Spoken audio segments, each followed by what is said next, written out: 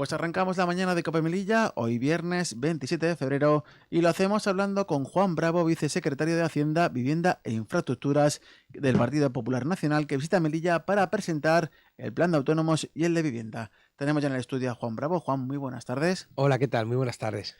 Bueno, Juan, esta mañana se reúne con autónomos de Melilla para explicarles este plan enfocado a su sector. Cuéntenos las líneas maestras que podrían afectar para Melilla. Bueno, yo creo que no en Melilla, sino el conjunto de autónomos están haciendo una heroicidad hoy en día en este país por la cantidad de dificultades que tienen. Y cuando hablamos con ellos, lo que nos trasladan es, en primer lugar, la fiscalidad, ¿no? Este gobierno les ha subido las cotizaciones en el año 2022 porque les prometió una red de seguridad que nunca llegó y les quería volver a subir las cotizaciones en el año 2025, con lo cual era doble carga fiscal para ellos. En segundo lugar, están desesperados por las cargas administrativas y burocráticas, que les hace el día a día dedicar más horas a papeleo que a lo que es su actividad propia, ¿no? Y eso es un elemento. Y luego hay una serie de cuestiones como, por ejemplo, nos hablan de la necesidad del relevo generacional, las dificultades que tienen para dejar sus negocios, en muchos casos porque es el negocio del barrio, en el caso de Melilla, en el que si se van, nadie va a seguir y ese barrio se va a quedar, o esa ciudad se queda sin la actividad que ellos desarrollan, y también porque son negocios que a lo mejor llevan 30 o 40 años y nadie va a continuar en ellos, ¿no? Hay una segunda parte que es el derecho al error, el derecho a que nosotros defendemos, que es, oye, no puede ser que la primera vez que yo me equivoco, lo que recibo de la Administración de Hacienda es una carta diciéndome son 200, ¿no? La sanción correspondiente. El hacerlo un poco más asequible, o la ley de segunda oportunidad, ¿no? Que al que le va mal, el que se equivoca y le va mal, está un paso más cerca de que el siguiente proyecto sea acertado, porque saben dónde están los fallos. Es decir, a partir de ahí nos vienen planteando cuestiones que yo creo que son muy sensatas, y luego de esa red de seguridad, el 60% de los ceses de actividad que se presentan, el gobierno no los acepta. O sea, ¿alguien piensa que un autónomo monta un negocio, una tienda, un comercio, para luego cobrar una ayuda de 700 euros? ¿De verdad? Hay ceses de actividad que nos han admitido en La Dana, en Valencia. ¿De verdad hay alguna duda de eso? O, por ejemplo, que un autónomo que se ponga malo, una enfermedad grave, los 60 primeros días tiene que seguir cotizando. Pero si no ingresa. O sea, démosle valor a ese autónomo y a ese empresario, ese emprendedor, ¿no? Muchos los empresarios de Melilla, los autónomos, pues son normalmente dirigentes de pequeñas y medianas empresas con pequeños empleados, pequeño número de empleados a cargo, y siempre se quejan, ¿no?, de que las cargas burocráticas, de los impuestos que tienen que hacer frente cada vez que levanta la persiana, de hecho de esta manera vulgar, son demasiado grandes. Y claro, que como que se quita las ganas de seguir trabajando. Desde el Partido Popular, ¿cómo que harían para fomentar el empleo en este ámbito? Mira, lo primero es, nosotros estuvimos en una reunión, el Partido Popular, una reunión en el año 2022 en la Confederación de Empresarios, y propusimos que estaba la agencia tributaria, que igual que hay un foro de grandes empresas, si el 99% de este país son pequeñas y medianas empresas, que hubiesen foro para escuchar autónomos. Los autónomos son en España 3,5 millones casi, y contratan casi 900.000 personas, es decir, el 25% de la masa laboral, de la fuerza laboral. Oye, que se les escuche. Hace 2 años y pico que no se reúne nadie con ellos para ver cuáles son sus necesidades.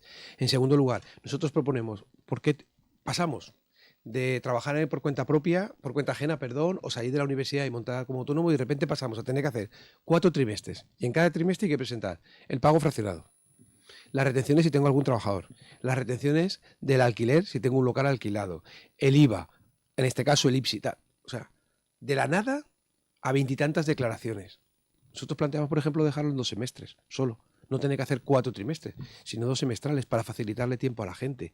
Planteamos también que si es uno que empieza nuevo, solamente tenga que presentar una declaración al año. O sea, lo importante de un comerciante, de un autónomo, de un profesional, de un electricista, es dedicarse a trabajar. Y no puede ser que cada día dediquen 5 horas, cada semana, perdón, 5 horas a hacer papeles. Son 5 horas que no tienen para facturar, son 5 horas que no tienen para analizar cómo puede mejorar su empresa, analizar la competencia, son 5 horas que no tienen para estar en casa con su familia.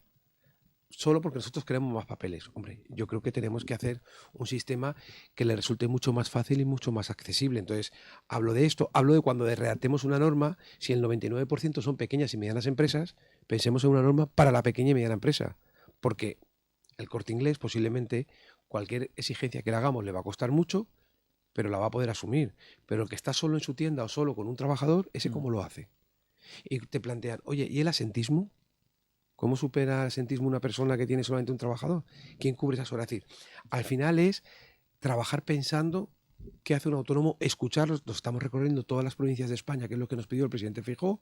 Tenemos 27 medidas más las que hemos ampliado a raíz de escuchar. Y yo creo que una de las partes más importantes es esa reducción, simplificación y facilitar. O, por ejemplo, fíjate qué simplificación, ¿eh? Que si alguien va a una puerta de la Seguridad Social, no le digan que no puede entrar. No, es que es obligatorio la cita previa. No, la cita previa es un sistema para intentar que la gente no tenga que hacer colas ni esperar. Pero a un autónomo no le pueden decir que no entra en la Seguridad Social, cuando esa Seguridad Social la pagamos todos los españoles. Esos edificios, esos funcionarios los pagamos todos los españoles. ¿Cómo me vas a decir a mí que no puedo entrar en mi casa? Parece sencillo, ¿verdad? Pero Sí, no parece, pasa. parece muy simple, sí.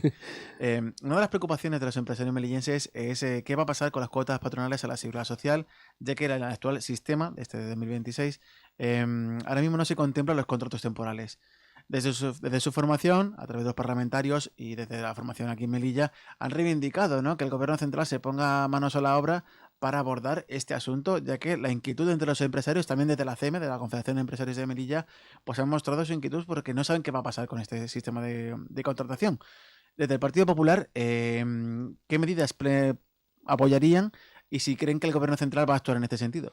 Lo primero es, en Melilla y en Ceuta, siempre que ha gobernado el Partido Popular, se han mejorado las condiciones. Y si somos justos, siempre había sido así, hasta que llegó Sánchez.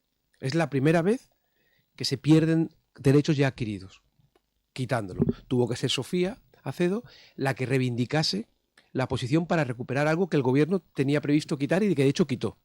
Es más, a día de hoy está hasta final del 26, de nuevo generando incertidumbre para el empresario o el autónomo que tiene que contratar. Es que estos señores no se dan cuenta que el mundo va mucho más rápido de su mundo. Y no le puedes decir a un señor que tiene hasta el 31 de diciembre, entonces ¿qué le decimos? Que contrata hasta el 31 de diciembre, porque no va a tener seguridad. ¿Y los temporales? ¿Por qué? Oye, desde la ciudad de Melilla se está haciendo una apuesta, por ejemplo, por el turismo. Y en el turismo hay una contratación, lógicamente, que lleva acorde a las necesidades en cada momento. Eso no tienen derecho a la bonificación. Entonces, esa bonificación que en parte lleva una mayor retribución del trabajador, que quieren dejar al trabajador sin mejores ingresos. Eso es lo que plantea el gobierno. Y estamos hablando de gente que está en un tipo de contratos que no tiene unas grandes retribuciones, con lo cual ese ahorro que el empresario pueda tener en la cotización social repercute en el trabajador. Entonces, a quien están fastidiando es al trabajador, están fastidiando al empresario porque no tiene seguridad y certidumbre, con lo cual no puede contratar.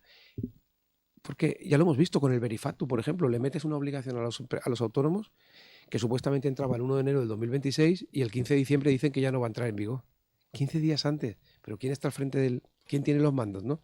Es un poco lo que la desesperación. No. Desde el Partido Popular le decimos, oiga, vamos a mantener la bonificación en la cuota de la seguridad social, porque además ha demostrado que es un elemento de estabilidad, es un elemento que permite generar más empleo, dar estabilidad al que está, generar mejores retribuciones para los trabajadores. Y claro que hay que extenderlo a cualquier contrato. En este país hay que trabajar porque la gente tenga la oportunidad de tener un puesto de trabajo. No hay que darles el pescado, hay que darles la caña de pescar, que es lo que nos pide la gente. Todo lo que venga a sumar seguridad y opciones y oportunidades, llámese temporal, llámese fijo discontinuo, llámese indefinido, nosotros tenemos que trabajar por ello, ¿no? En este punto me gustaría preguntarle por el papel de la ministra de Trabajo, Yolanda Díaz, que al margen de que ya ha dicho que no se va a presentar a las próximas elecciones, bueno, desde los empresarios siempre se han quejado, hace poco tuvo una última polémica con Antonio Garamendi, sobre las medidas que toma de acuerdo simplemente con los sindicatos, no con los empresarios. Desde el Partido Popular, ¿cómo ven esta relación? Porque ya es histórica que Yolanda Díaz, digámoslo así, pacta más con los sindicatos sin tener en cuenta a los empresarios. Lo primero es, Yolanda Díaz es la ministra de Trabajo que sale diciendo que ella apoya un libro que se llama Abolición del Trabajo. O sea, la ministra que tendría que aspirar a que todo el mundo tuviese una oportunidad de trabajar, ella defiende que hay que abolir el trabajo. Los mundos de Yupi, ¿no? Vale. A partir de aquí, cuando el diálogo social, la concertación social, es decir, patronal, sindicatos, patronal, tienen dos objetivos fundamentales. Negocian los salarios y negocian las jornadas laborales. En ambos casos, la ministra quiere decir ella cuánto hay que pagar y cuánto hay que trabajar. Bueno, pues entonces que lo diga abiertamente. Ella es comunista y quiere una dictadura. Pues que haga desaparecer los sindicatos y la patronal. Porque si ella es la que va a decidir lo que hay que hacer, ¿para qué están las patronales y los sindicatos? Si ella no va a ser capaz... Fíjese un detalle. Cuando ella interviene, siempre hay problemas. La única vez que dejaron trabajar a la patronal y los sindicatos acordaron las retribuciones salariales de 3 años. Eso es a lo que hay que trabajar. Estabilidad. No para ahora y deprisa y corriendo y estamos en enero y todavía no sabemos cómo va a ser. No. Dejemos trabajar cada uno en su campo. Esa es la vía, repito. 3 años de retribuciones, de incrementos salariales. Eso es darle a un empresario la seguridad. Eso es darle a un trabajador la seguridad. Pero claro, ahí no intervino ella. Alguna referencia tendría que hacerse ella. En este punto me gustaría recordar la medida de la reducción de la jornada laboral, que está en un limbo porque se quedó en un cajón desastre y ahí se ha quedado.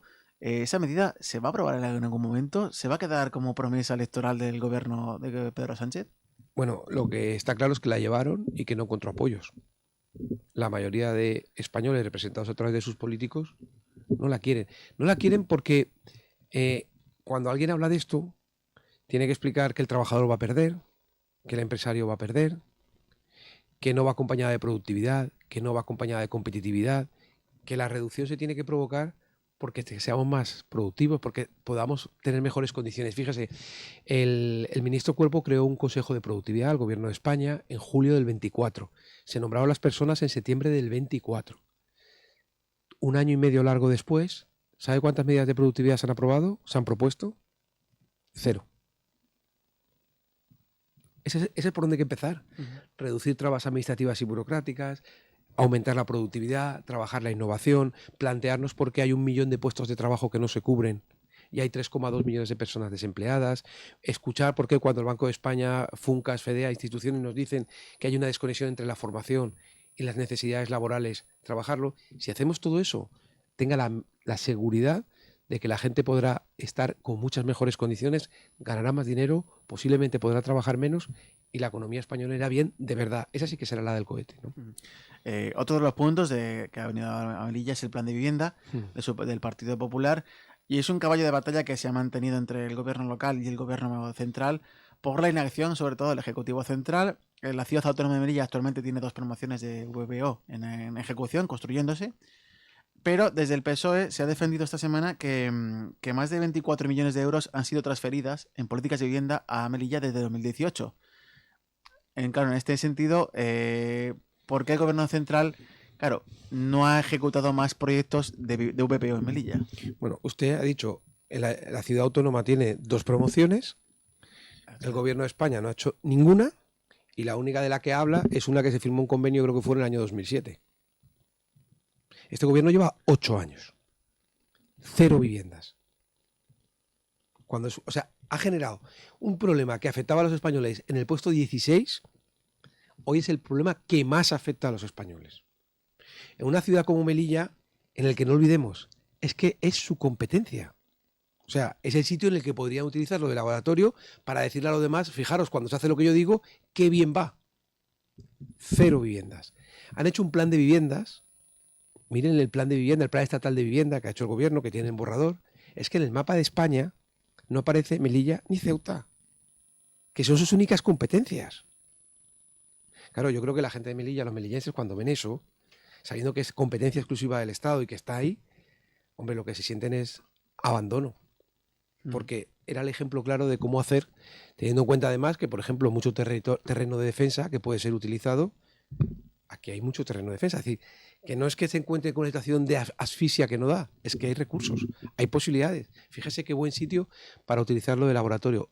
Resultado, 0. No, es que has transferido para compensar el problema que has generado y para ayudar a los alquileres. Pero la gente no quiere que le ayudes en el alquiler. La gente quiere tener la oportunidad de comprar una vivienda. La gente quiere tener una buena retribución y que no fastidies a los empresarios con las cotizaciones para que tenga un buen sueldo. No necesito que me des una ayuda. Necesito que me des las condiciones para que yo, con mi sueldo, no tenga que pedirle ayuda a nadie. Porque si no, lo que estás haciendo es dependientes. Y cuando haces dependientes de tu gobierno. Y lo que nosotros defendemos es que la gente tenga la libertad y la autonomía para poder desarrollar su proyecto de vida, para que no dependan de una ayuda, para que no dependan de la administración, no dependan de un político, sino que puedan comprarse una vivienda, puedan tener un futuro. Viviendas del gobierno de España en Melilla, 0.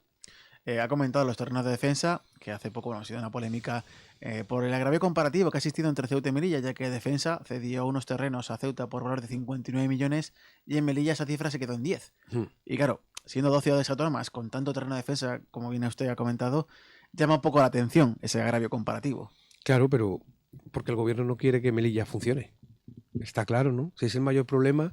Y, repito, es tu competencia. Mire qué posibilidad más importante de trabajar conjuntamente con el presidente, con Juanjo Imbroda, para dar respuesta. Porque al final, si la gente tiene vivienda, tiene proyecto de vida, ¿eh? Porque cuando hablamos de la vivienda hablamos del arraigo.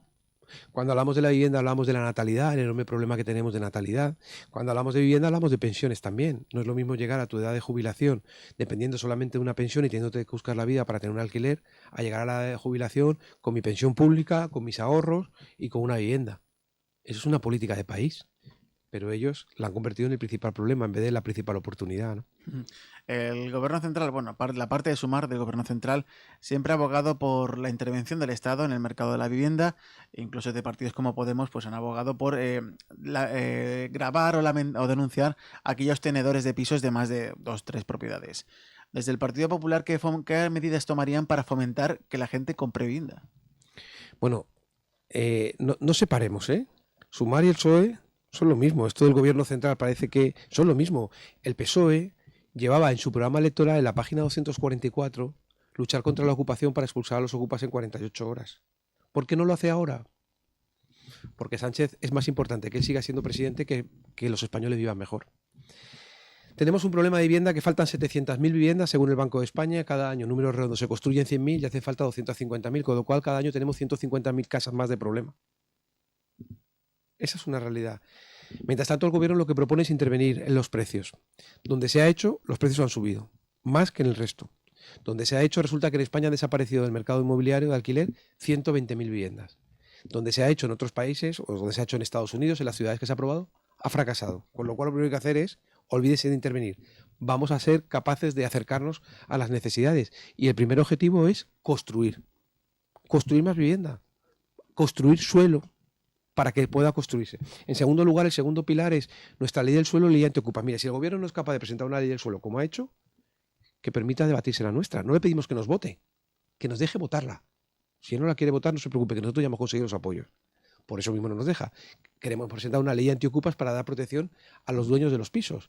A ese señor mayor que tiene un complemento a la pensión, que es su piso alquilado, y ahora resulta que no le pagan el alquiler y encima tiene que pagar los suministros. Con lo cual, no solamente no complementa su pensión, sino que además le quita de su pensión para seguir manteniendo. Y en tercer lugar, el tercer pilar es hagamos la simplificación, la reducción de trabas. Ese es el gran proyecto de país.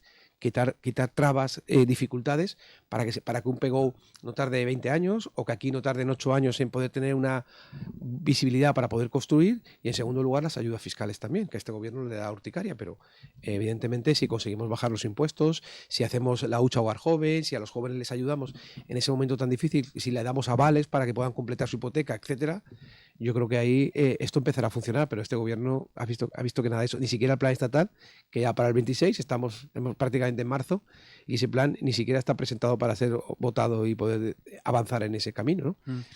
Desde el PSOE local han defendido siempre que a través ahora de Casa 47, esta iniciativa del gobierno central, se van a edificar muchas viviendas en Melilla o van a impulsar políticas que fomenten esa construcción. Desde el Partido Popular, ¿cómo ven esta iniciativa? Hombre, con cierta indignación, ¿no? Fíjese, el señor Sánchez ha prometido 15.000, 20.000, no sé qué, 200.000. Ha llegado varias veces lo ha presentado. Varias veces. Pues yo digo una cosa, ¿por qué no empieza con 15.000? Para que nos lo creamos. Que haga 15.000. Fíjese, qué poco le pido. No, él ha dicho 200.000. El Partido Popular le pide que haga el 7,5% de eso. Fíjese, que no haga 200.000, que haga 15.000, de verdad. Y que su respuesta no sea intervenir los precios, que hace que desaparezca la vivienda de alquiler o que suba. Le pedimos que no haga más sociedades, más chiringuitos para colocar a sus amigos, que sociedades públicas ya existían. Le pedimos que no nos ponga un teléfono para que la gente pueda llamar. ¿Para qué? Para quejarse, para desahogarse. Le pedimos que no nos hable de un fondo soberano, que no vuelva a engañar, que ha tenido 160.000 millones de Next Generation que ha perdido. Vamos a hacer una cosa, que se pongan a trabajar, a gestionar la vivienda, a gestionar los trenes, a gestionar la energía, a gestionar el país. Más sencillo, menos anuncios, menos tal, que trabajen. Que en lugar de insultar Puente a través del tuit, que se ponga a hablar con las comunidades autónomas a ver cómo puede mejorar. Que Isabel Rodríguez, en vez de dedicarse a pelear con nuestro compañero, con Sergio Saya, se dedique a trabajar con las comunidades autónomas, por ejemplo, con Melilla, para construir. Que María Jesús Montero, en lugar de ir a Andalucía a hablar de que va a construir 100.000 viviendas, o sea, el otro dice 200.000 solo.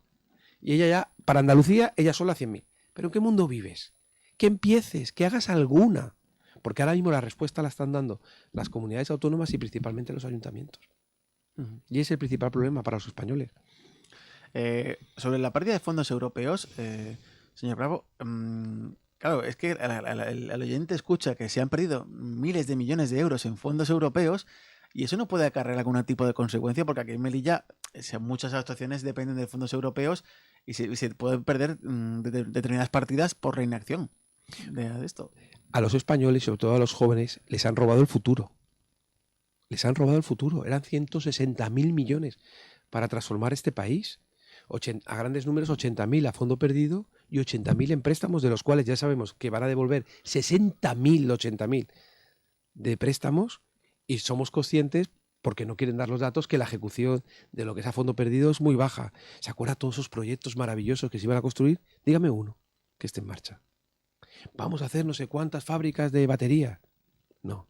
Vamos a hacer el PERTE del vehículo eléctrico. La gente ha renunciado a lo que ha recibido.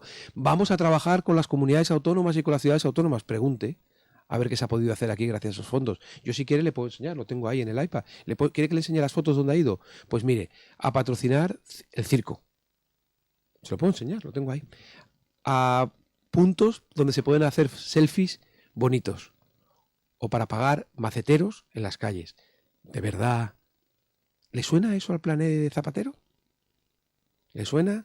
En lugar de utilizar el dinero para hacer la transformación que pedía Europa, para saltarnos una década y dotar a los españoles de auténticas oportunidades, y que ese emprendedor, ese autónomo, esa administración que tenía proyectos potentes, los pudiese desarrollar. Hay algunos que llevamos del año 2021 diciendo, así no.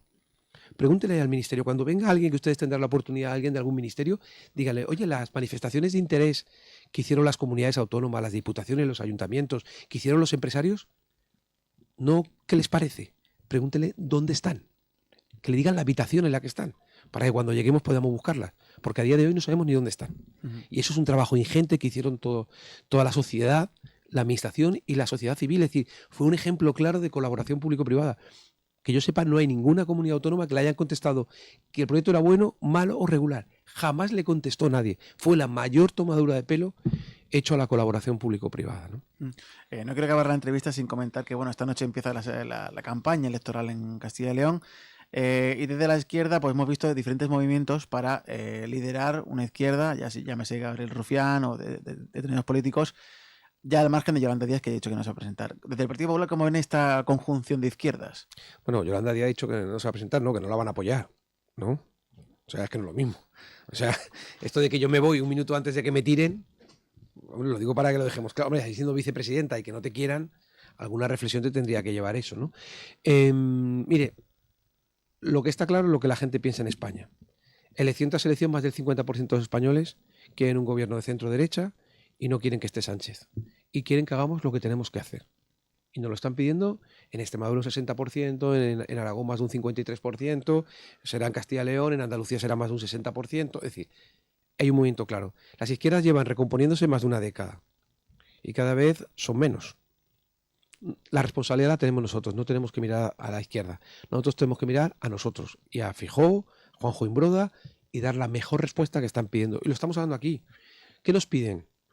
Nos piden vivienda, nos piden que les dejemos trabajar, nos piden que no les asfixiemos con los impuestos, no hagamos un infierno fiscal, que María Jesús Montero lo construyó en Andalucía, lo ha construido ahora a nivel nacional. Nos piden que creamos en ellos, nos piden que si vienen fondos europeos, y por cierto queda el marco 21-27, lo ejecutemos en su integridad y para hacer proyectos que realmente valgan la pena. Nos piden que creemos en la familia, que no hagamos muros que separen, sino puentes que integren. Yo creo que el camino no es fácil, porque lo van a dejar todo arrasado. Deuda disparada como nunca ha habido, comunidades autónomas enfrentadas.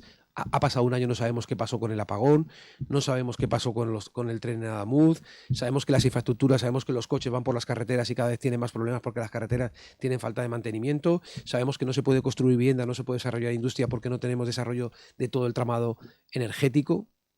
O sea, pero lo vamos a hacer, que la sociedad tenga la seguridad de que trabajando juntos vamos a poner este país en marcha. Va a merecer la pena trabajar y la gente va a tener oportunidades. Y nosotros vamos a luchar porque la gente pueda desarrollar su vida con libertad, no con dependencia de un partido político o de un gobierno, ¿no? Muy bien, pues aquí tenemos que dejarlo. Juan Bravo, vicesecretario de Hacienda, Vivienda e Infraestructuras del Partido Popular Nacional. Muchísimas gracias por atendernos. Muchísimas gracias.